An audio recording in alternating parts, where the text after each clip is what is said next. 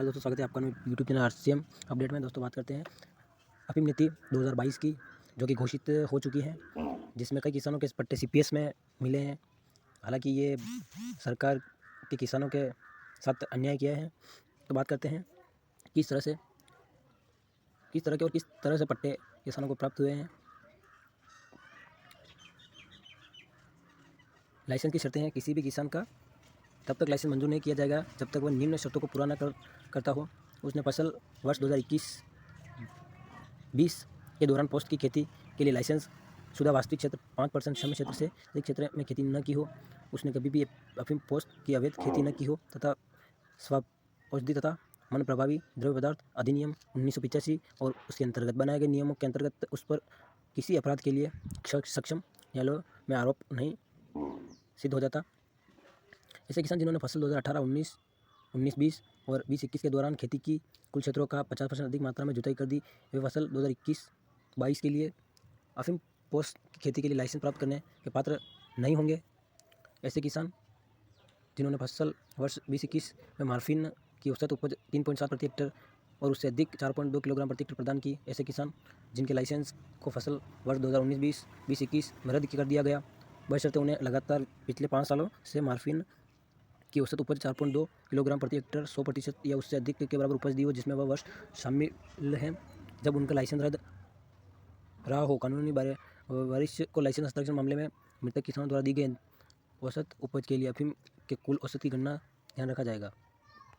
तो बात करते हैं 4.2 से अधिक किंतु 5 पॉइंट से कम लाइसेंस, 5.0 से अधिक 5.9 से कम 5.9 और इससे अधिक 12 और पात्र किसानों को उपरोक्त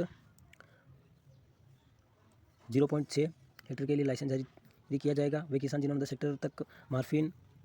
हेक्टेयर तक लाइसेंस प्राप्त हैं वो भूखंड की अफीम बुवाई कर सकते हैं। 10 हेक्टेयर से अधिक लाइसेंस प्राप्त करने वाले किसान 2 भूखंडों की अफीम की बुवाई कर सकते हैं। यदि किसान चाहे तो उनकी दूसरी वास्तविक वाले भूखंडों को पट्टे के लिए अनुमति दी जा सकती है ताकि उतनी ही जमीन पर खेती कर सके। किसानों के लिए लाइसेंस दिया गया है। पूर्व चेतावनी, आने वाले वर्ष 2022-23 में पोस्ट की खेती के लिए लाइसेंस प्राप्त करने की पात्रता हेतु फसल वर्ष 2021-22 के दौरान 5.9 किलोग्राम मार्फिन प्रति हेक्टेयर की न्यूनतम उपज देनी जरूरी। वर्ष 2021-22 के दौरान अफीम में मात्रा को फसल 21-22 के भुगतान के आधार पर माना जा सकता है यदि सरकार इस बारे में निर्णय ले।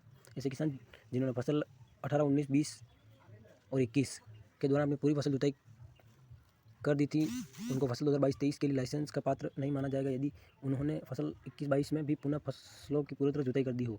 भविष्य में यदि सरकार अतिरिक्त लाइसेंस देना चाहती है तो उन किसानों के रद्द किए गए लाइसेंस को पुनः दे सकती है जिन्होंने एससी अफीम मार्फिन की आपूर्ति दी थी लगातार 5 वर्ष के कुल 108% के बराबर उससे अधिक का औसत था। ऐसे किसान 19, 20, 21 और 22 में खेती किए गए कुल क्षेत्र में 50% से अधिक अफीम फसल की जुताई कर दी थी।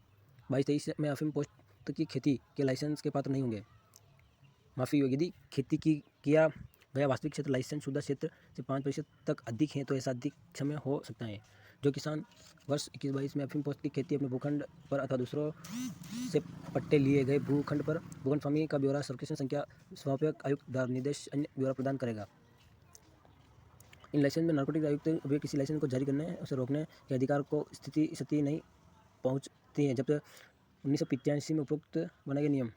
यदि आप किसी किसान द्वारा सौंपी गई मार्फिन की मात्रा गणना राज्य की अफीम एवं सारोद के कार्यशाला नीमच अथवा गाजीपुर के लिए विश्लेषणों के आधार पर 70 डिग्री गाढ़ेपन पर की जाएगी। ऐसे किसान जिनकी विशेष गांव में अफीम की खेती का लाइसेंस है लेकिन वे पास के दूसरे गांव के निवासी हैं तो उनके आवास पर अफीम को इकट्ठा करने की अनुमति होगी, बशर्ते कि ऐसी मानव बस्ती और गाँव के बीच लगातार आना जाना होता है।